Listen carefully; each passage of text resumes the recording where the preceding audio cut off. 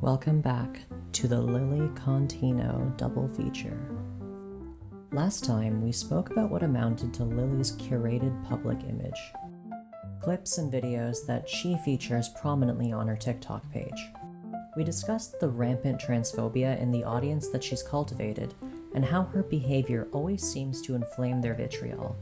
We endured her food-based metaphors packed into explanations of trans anatomy, and, most importantly, we found that even when Lilly selects the best content to represent herself, something just feels off. On today's menu, we'll be enjoying a 3-course dining experience with Lilly herself. We'll begin with a few rounds of missing context, then move to our main course of bad trans activism. Finally, we'll conclude with a surprise dessert that's sure to leave your palate cleansed and your hunger sated. First course, appetizer. Diced context on flame-grilled optics. The teen boys incident. You may recall in my previous video, I featured a clip from Lilly's TikTok wherein she was on the receiving end of some intentional misgendering from 3 teen boys. I can understand being unhappy about it. I'd hoped she would temper her response with that in mind. She turned the camera toward them, engaged directly with them, asked for their names, and just overall acted in a manner that felt a little immature. Where most would roll their eyes and dismiss this as 3 boys being shitty, Lilly went out of her way to assert that these boys were hateful. She went on to say that she hoped their parents would see this video, and that was seemingly the end of it. But, well, with Lilly, it's never really over. Aside from the fact that this video is still featured on her page today, there's a bit more to this interaction that we missed on our first pass. Here's a clip from a few moments after that encounter ended. No, I'm not terribly okay after that. Those are kids who knew exactly what they were doing. The good news is we got their face. The other one said "sir" on the way out. Said, "All right, bye, sir." Like, the good news is that we got their faces, and if someone wants to find them, I bet they could. No, they're not ignorant, Rockton. They're hateful. There's a difference. Hate is learned. I don't know if that's actually their Insta though, but if it is, great. Ew, Julie. No, I got their faces because they harassed me. And what should we do if we find them? Put them on blast on the internet. That's what we should do. They deserve for that video to be seen by the world. And I hope, well, probably their parents, I would imagine their parents are of the same mind, that they wouldn't care. But, you know, if my kid was walking around harassing trans people on the street, I'd want them to know. I want them to know. Those of you who have just recently come from my previous video will notice that the clip on Lilly's TikTok that included that bit about them being hateful was actually edited around this full part, where Lilly called upon her followers to find them. The fact that one of Lilly's chat members went so far as to ask what they should do upon finding these boys really left a bad taste in my mouth as well. This is just one example of Lilly attempting to leverage her platform to exert power over individuals that society considers vulnerable. Let's be clear, these were kids. Sure, they were bratty little edgelords, but they're still kids.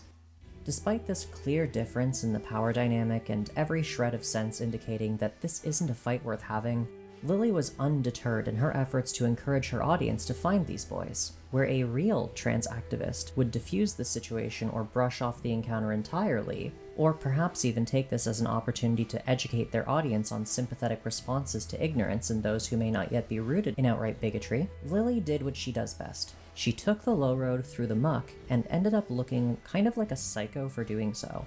While this call to action isn't featured on her TikTok page's clip about this encounter, the encounter itself is still up in all its mucky glory. I also think it's worth noting that she ends her curated clip of this encounter by saying, An opportunity for them to learn, sure. "What did you teach them, Lilly? What exactly did you teach them?" You, who calls herself a trans activist, surely knows that while change happens gradually and in private, the seeds of change can be sown in public. The boys in the clip were performatively apologetic, likely emulating the behavior of the waitstaff that Lilly is known for conflicting with, but this could have been an opportunity to meet them with sincerity.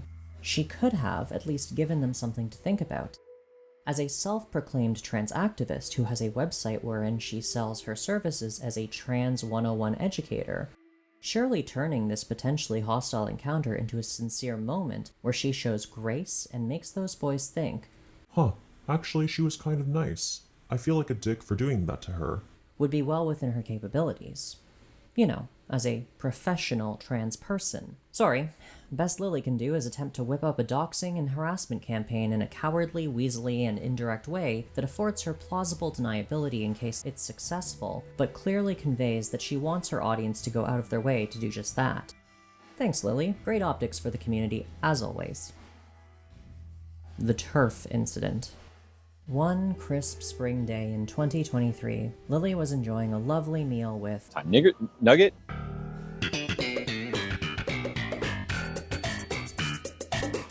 at the Cheesecake Factory. The context surrounding this clip, as well as the parts that Lilly has clearly cut out, are unfortunately lost as far as I can tell. However, the story goes like this.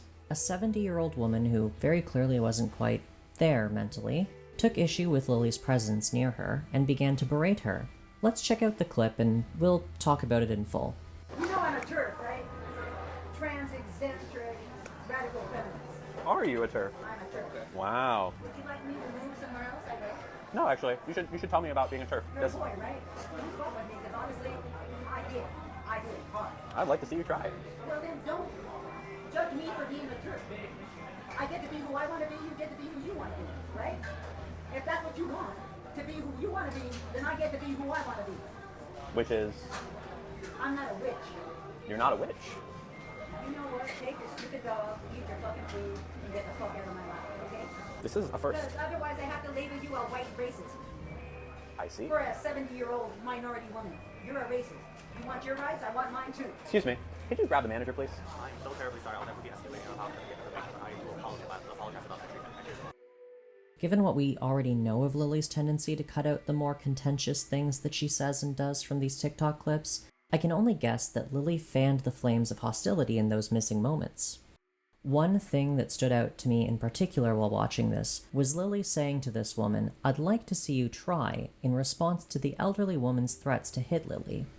Obviously, threats of violence against marginalized people, even from those who lack the ability to follow through on them, are shitty, right? We can all agree that it's not right to sit down at a restaurant and end up receiving violent threats from a nearby patron, no matter the viability of those threats. It's not okay. However, I'd also say that instigating a potentially violent encounter with an elderly woman by essentially inviting her to make good on her threats is also a bad thing to do. But, as we've seen, Lilly is practically allergic to taking the high road in any of these situations where she has a clear power imbalance in her favor. It's become apparent to me that if Lilly is in a position of power, she will probably wield it irresponsibly.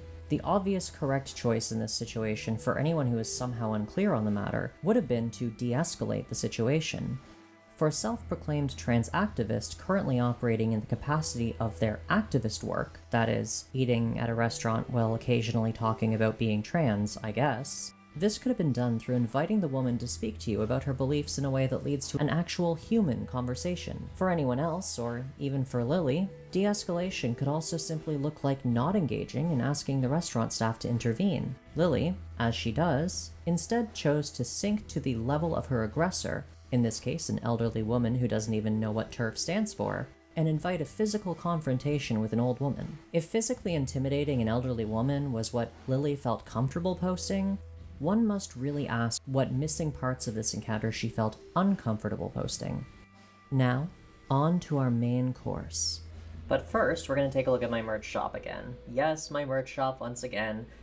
You can find my shop at kgratv-shop.fourthwall.com, and if that's too much of a mouthful for you, the link's in the description right below the video. I've got these cool shirts, the Strange and Obscene shirt. I'm also working on a new design. I don't know when I'll get it out because I'm like super busy, but you know, it's there. Also, if you want to check out my Patreon and become a member, you can get featured in the credits of my videos. If I get enough patrons, I might also consider opening up a Discord to a certain subscriber tier and above. But we'll look at that when we get there. It's a pretty big obligation, honestly, and commitment to managing a Discord community. So for now, Patreon, if you want to support me and get some credit shout out, that's really awesome. And thank you very much for listening. Okay, back to the video. Bye-bye. smoked slacktivism on a bed of steamed intellectual laziness. By now, you might have caught on to the fact that Lilly considers herself a Professional transgender person, because I'm a transgender advocate. She certainly goes through great pains to make that a major element of her brand. A quick look through her website reveals that educating people on the basics of transgender esoterica is her primary focus as a professional, alongside being a transgender food critic, creating child-aimed educational videos. Hi friends! Today we're talking about something super cool called pronouns. Pronouns are little words that help us talk about each other. We all have pronouns. Some people use he and him, like this bear. He's so cuddly. Some people use she and her, like this cat. She's so playful. And an OnlyFans content creator, Lilly's site reveals that she also provides one-on-one counseling sessions for trans individuals in this early, vulnerable stage of their transition. Let's see what Lilly says when someone asks her, how do you further your education on trans issues? How do you further your education on trans issues? Well, that's a pretty broad question, right? Like, what are trans issues? I could spend a lot of time like researching so I know and can speak knowledgeably to every anti-trans bill that's happening, or getting into like whatever the cutting edge of gender theory is in academia, all these different things. I could, but at the end of the day, the idea of what it means to be trans is not very complicated, and I'm not a scholar. So, the goal that I have with what I do with these streams and everything, all my videos and stuff, is to educate with the basics, right? Because so many people don't understand the basics. If there comes a time when everyone understands what it is to be trans, great. I'll start talking about more complicated, higher level things. This is what really frustrates me. Lilly purports herself to be a professional trans activist, and I say that with emphasis on the word professional. Her entire website is dedicated to advertising her paid services in educating others on trans people, or supporting trans people as they navigate the complexities of one of the most difficult and confusing times in their lives. Despite this literally being her one major thing, when asked how she educates herself on trans issues, she can't even give us an answer. Seriously, go back and watch the clip again if you need to. Not once, in all of that waffling, does she offer an actual answer to the question asked by that chatter. How do you educate yourself on trans issues? How about looking at the conclusions of accredited studies correlating transition to quality of life? How about trying to keep abreast of the current political issues facing trans people in your country? How about referencing actual trans activists who do these things and saying that you get the information through them? Nah, sorry, the best our professional trans advocate can do is say, it's complicated, I mostly stick to the basics. Maybe if everyone knew the basics, I might try to learn more, but yeah, ma'am, you are almost 40, and this is your chosen career. If you want to provide information on the basics, you need to know more than the basics. You need to have that advanced background knowledge, otherwise your activism is little more than repeating bumper sticker trans affirmations, and when someone wants to know more, you won't even be able to point them to a resource. Spoiler, being of a group does not make you an expert on that group. It does not mean you can responsibly speak about that group. All you can point to is your own lived experiences if you aren't willing to put in the work and learn about the experiences of others. This intellectually lazy approach to her slacktivism opens Lilly up to being wrong at crucial times. It leads her to posting videos like this one.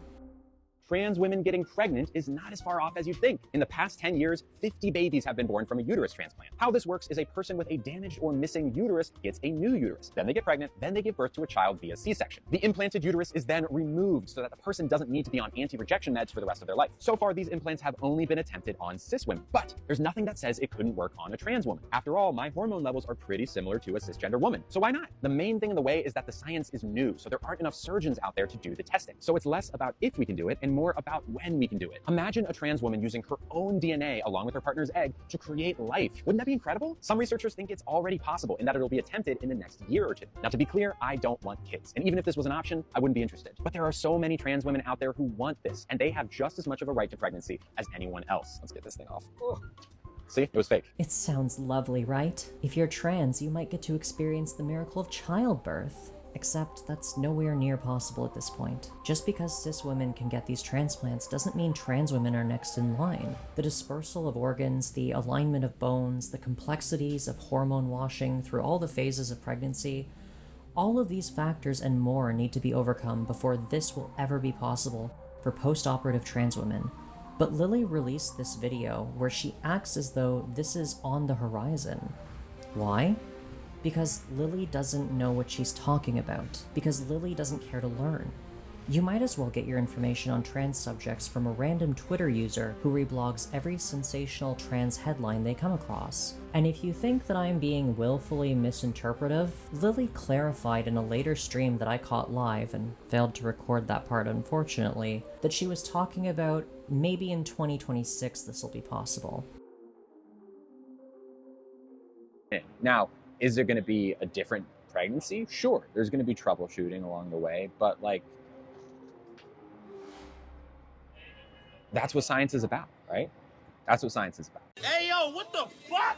This timeline estimation reveals Lilly's lack of understanding how things like clinical trials even progress, much less the complexities of the subject that she's trying to talk about. It's irresponsible, as always, that Lilly acts this way and that Lilly posts these things. And yet, here we are. Finally, today's dessert. Shredded boundaries with an exploitative glaze.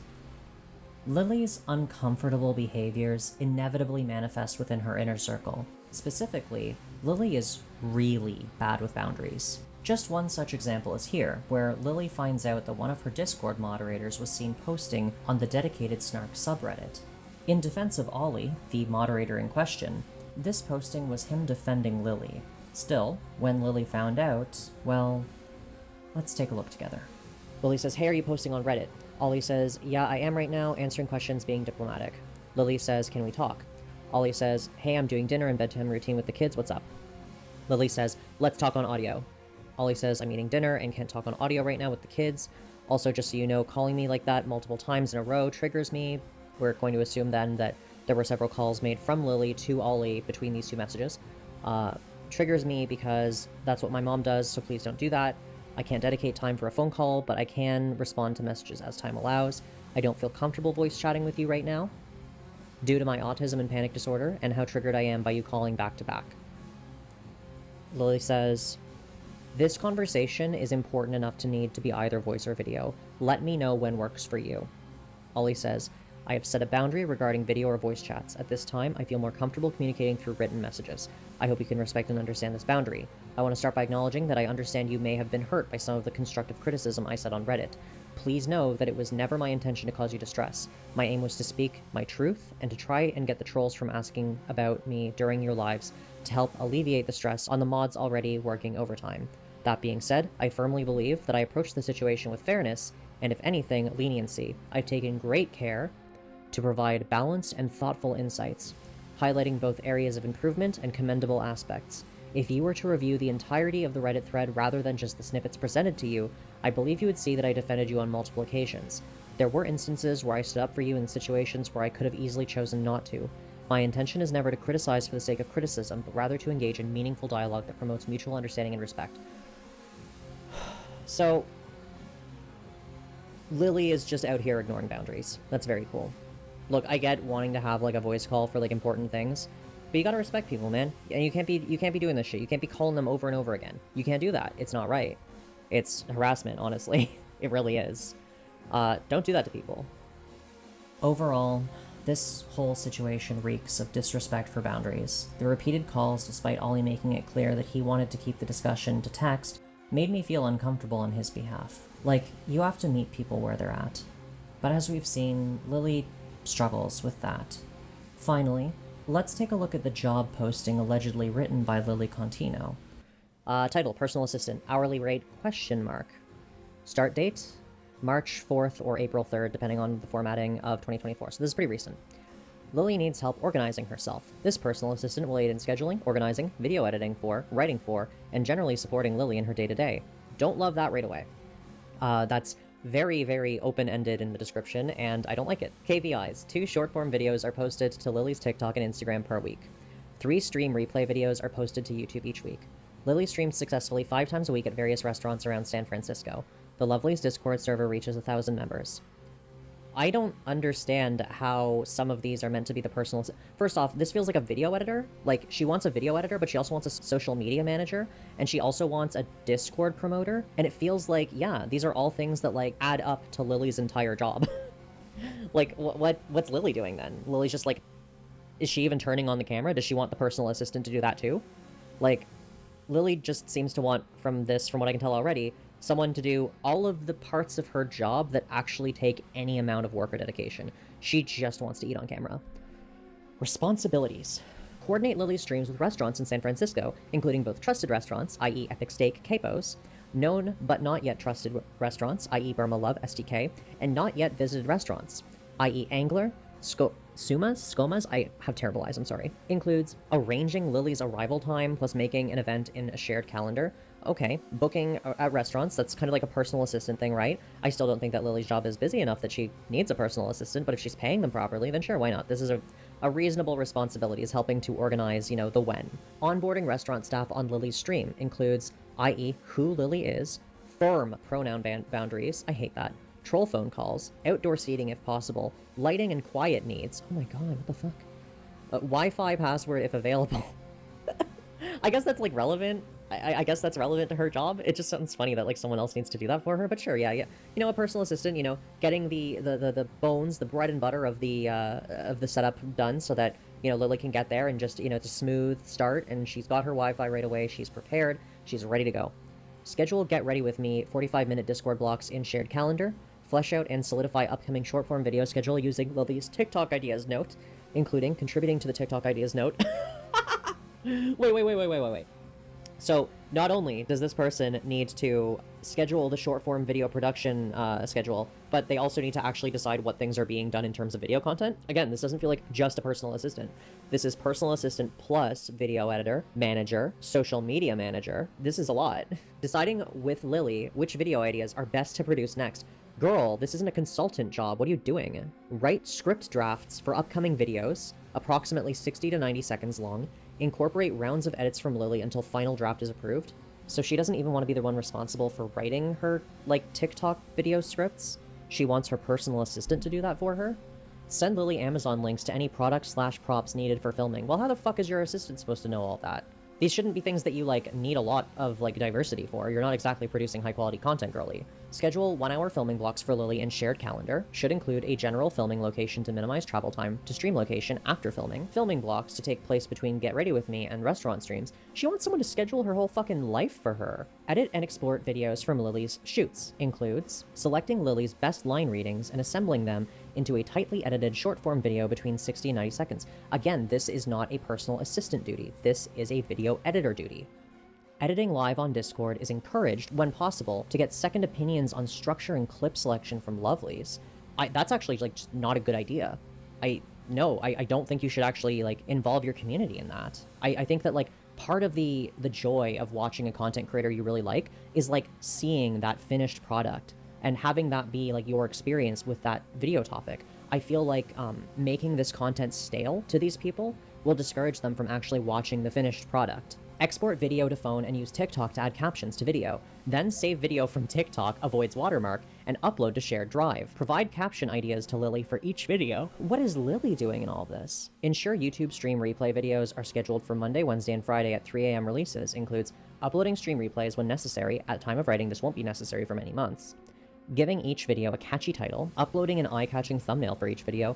Whoa, so now they're also making a thumbnail for you for your videos? Because that's a whole task on its own. Like, I'm a lazy girly. And I'm doing this all myself, right? So when I make a thumbnail, it's at the very end of a video production process. And it's usually like, okay, I'm just gonna slap something together. But, like, honestly, a proper thumbnail should be something you spend some time thinking about and some time doing. And you're not even offering this person an estimate of how much they're gonna get paid for all this. Manage and lead Discord community? Girl, you're the public figure. You gotta lead the Discord community. So you want a Discord mod, a social media manager, a video editor, a personal assistant, a writer, and a script writer. It's just crazy. This is so much. You're just offloading your entire job. Improving security where needed to keep out trolls. Oh my god, I hate that. Distributing responsibility to other moderators as much as possible. Girl doesn't even want to have to handle delegation. Adding to and modifying server based on community needs / growth. You know, with this whole Discord server thing, I feel like part of the charm of being in a public figure's Discord is that they're going to be an active participant in that Discord. Isn't it, like, kind of counterintuitive to start a whole community and then, like, have that community be based around you and then have some other, like, third party handle all of it? Doesn't that seem like it kind of makes people not care about it as much? It would make me not care about it as much. Participate in weekly meetings with Lilly. Oh my god, imagine having to sit with her.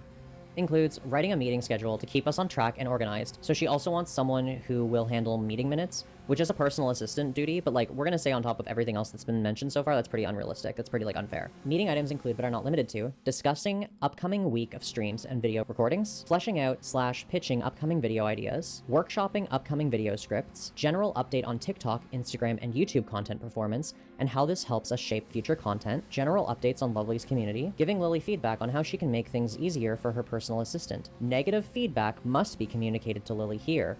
Lilly cares too much about her relationship to personal assistant to allow anything to harm their friendship. So what that's saying is, if you have a problem with me, don't talk to anyone else about it. Only talk to me. Because I just heckin' love you. We're friends. No, this is gross. If you're hiring someone, they are not your friend. If you're hiring a friend for a job, while they are in the capacity of that job, they are not your friend. They are your employee. They are charitably your coworker. It seems like she wants someone to just take over this for her while she keeps her face on everything, right? Like, that's kind of like, this is it. She wants someone doing the thumbnails. Oh yeah, I forgot to mention graphic designer on that list of things that she wants this person to be. She wants someone to handle everything about the content creation process, the community management, community engagement. She doesn't even want to have to be in touch with what her community is saying or wanting. She wants that to be spoon-fed to her by someone else, because she doesn't want to have to deal with everyone. All she wants is to eat on camera, give disingenuous little thank you when she gets like a huge-ass donation, and make server life hell. This is so gross. I think that the video probably makes it pretty clear, but I don't like when people post things like, we're a family here at this workplace, or post things like, oh, you're not my subordinate, you're my friend, or you can somehow be both of these things. You can't. You can't be someone's subordinate and also their friend. You can't interchange those two titles as it is convenient for you, which is what happens when you try to mix these two things.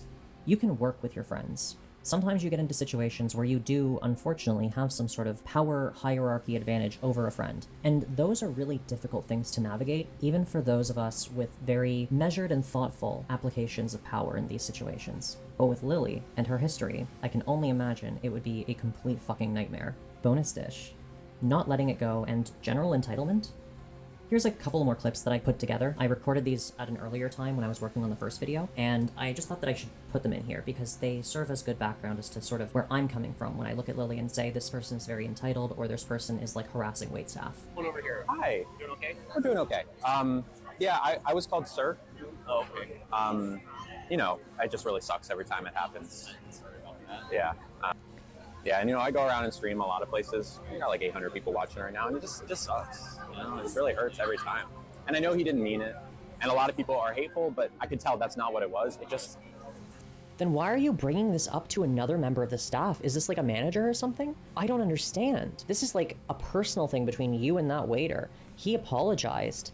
You even admitted right here that he was remorseful, and yet you're still gonna draw this out? You're still gonna pursue this? You know that by pursuing this, right, you're just increasing the odds that there's disciplinary action against him for something he didn't mean to do to you, for something he already apologized for, and you're still gonna pursue this. So, if you are the person that just called, I have your phone number, and I'm gonna do something with it.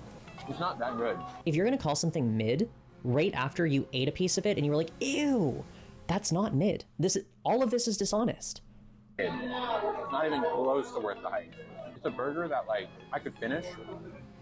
Then why the ew? But I don't want to finish. This ain't worth it. The milkshake is the best thing. But also, really don't like that it put a Bible verse on my food without my consent. What the fuck? This use of the word consent in situations that it doesn't apply really bugs me. I don't want to eat John 3:16. Then don't bite into the fucking cup. What? I don't know what to tell you. We can go over and look at it more in a second.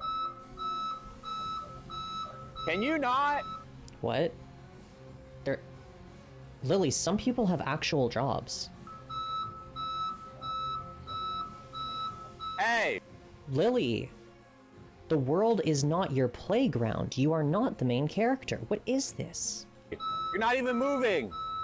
Take it out of reverse! That was only a few seconds. No one is worried about you hitting them. What? Swear to God, I'm about to leave this guy. This is, you know, they make that sound for a reason, right? Christian Jackson sent you $200.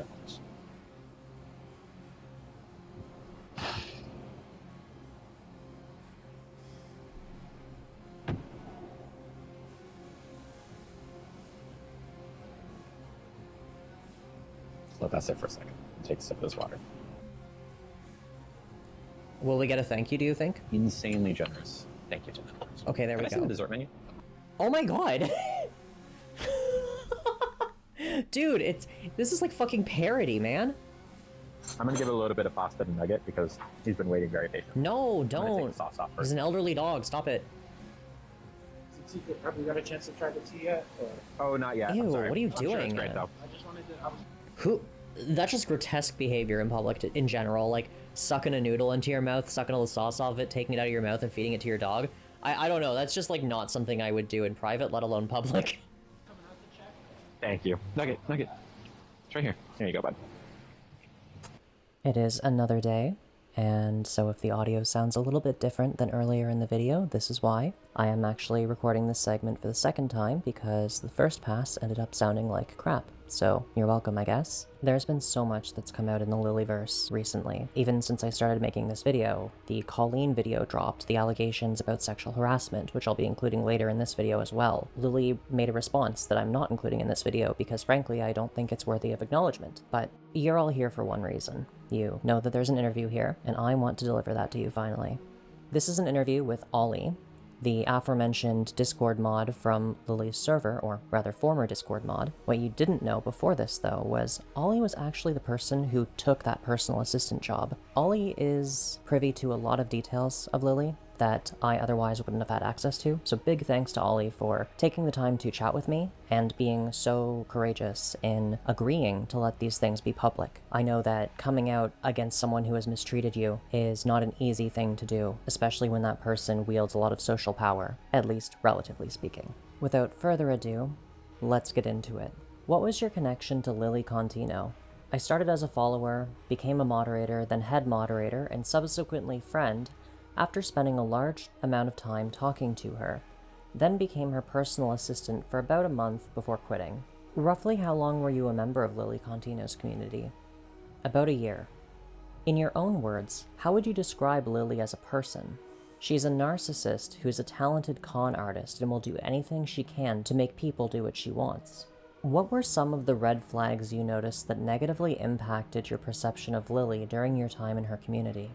One of my first issues was how she tipped and treated service workers. I tried to talk to her about that as a friend several times. Also, how she didn't really give back to the trans community. I attempted to get her to participate in fundraising on her platform, but she always pushed back. When we became closer, we would play games online together like Valorant, and the way she would react to people misgendering her for her voice really put me off. It was embarrassing to be playing with her and other people online. The way she would react to being misgendered in public, as well as how she would react in dangerous situations and egg on people confronting her, also really bothered me. In private, she tried to drive a wedge between my spouse and I, and got really upset that my children called me mom, despite me being non-binary, and my spouse dad, despite her being a trans woman.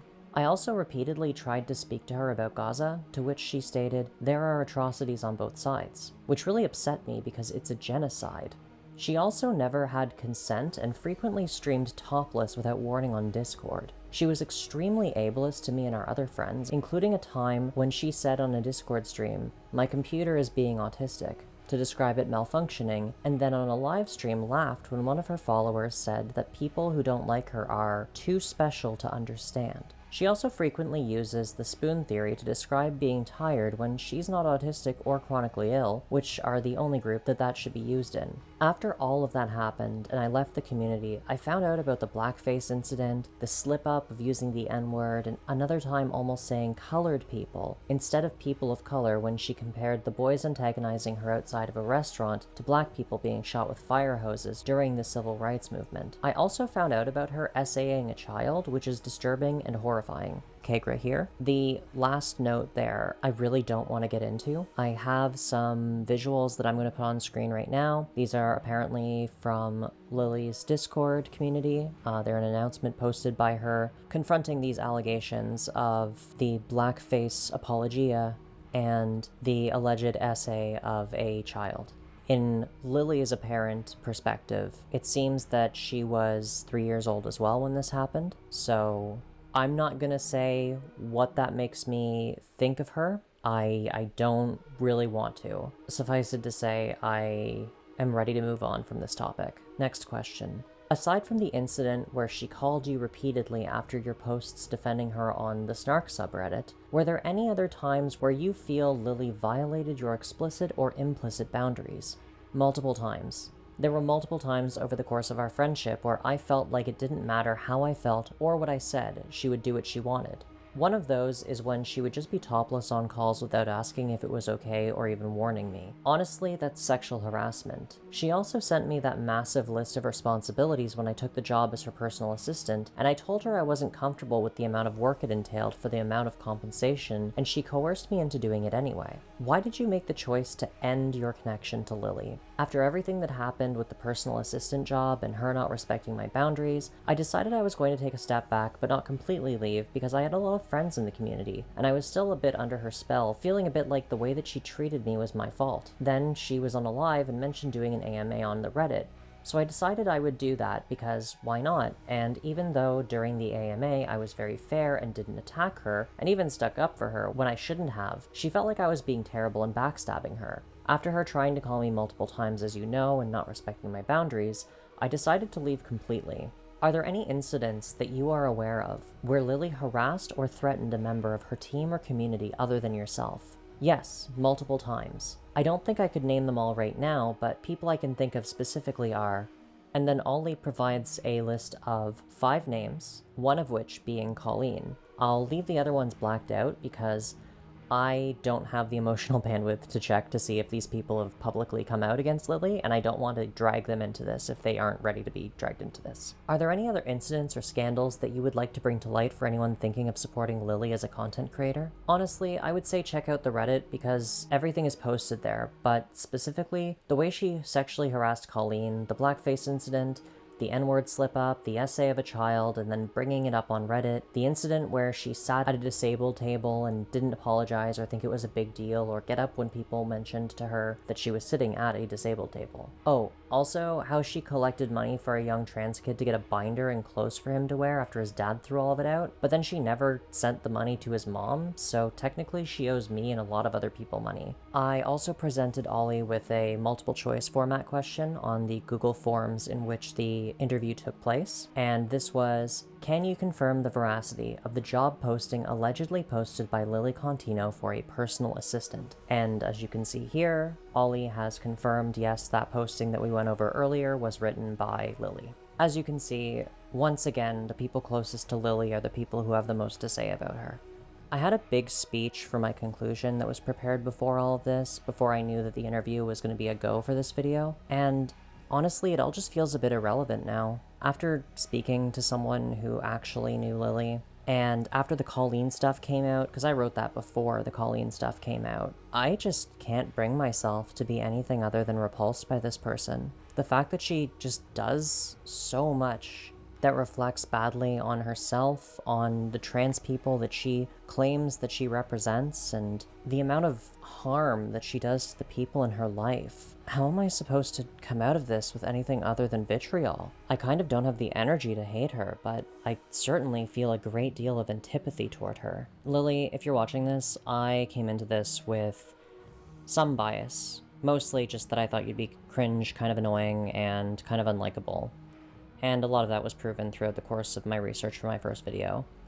But the more I learn about you, the less I like. The more I find out about uniquely terrible things that you have allegedly been a part of. And while I still don't think that the transphobia that I see in the comment sections of Lily's videos is a useful approach to critiquing her, I can't say that I feel very much in terms of empathy for her anymore either. Anyway, the only thing left for this video is to leave you with Colleen's statement. I figured that since my old conclusion is basically irrelevant at this point, Colleen's statement is a better note to go out on.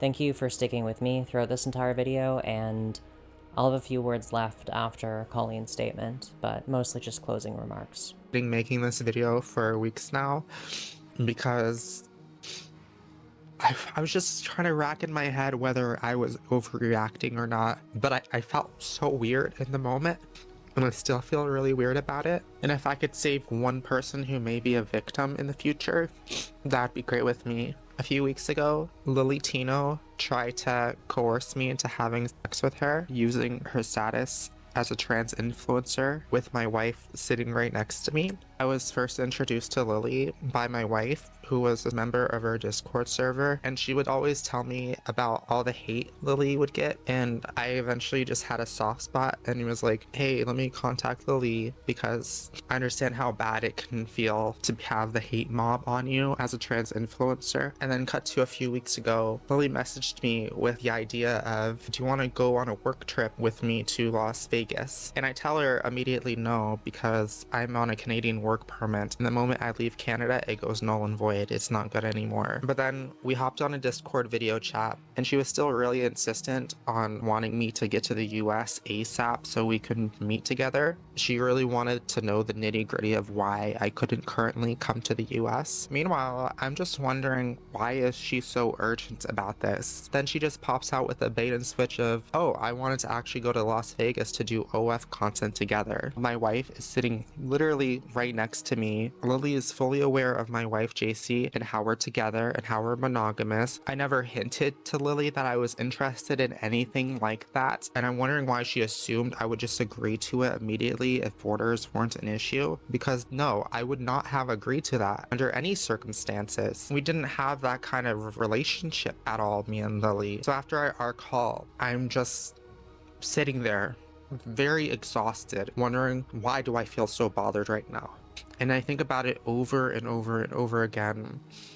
And I asked JC, did Lilly just actually harass me? Is like, I don't know, like, if I could get you to imagine this, it's like if you had a coworker and they just randomly ask this to you, that's how it feels. It's very inappropriate.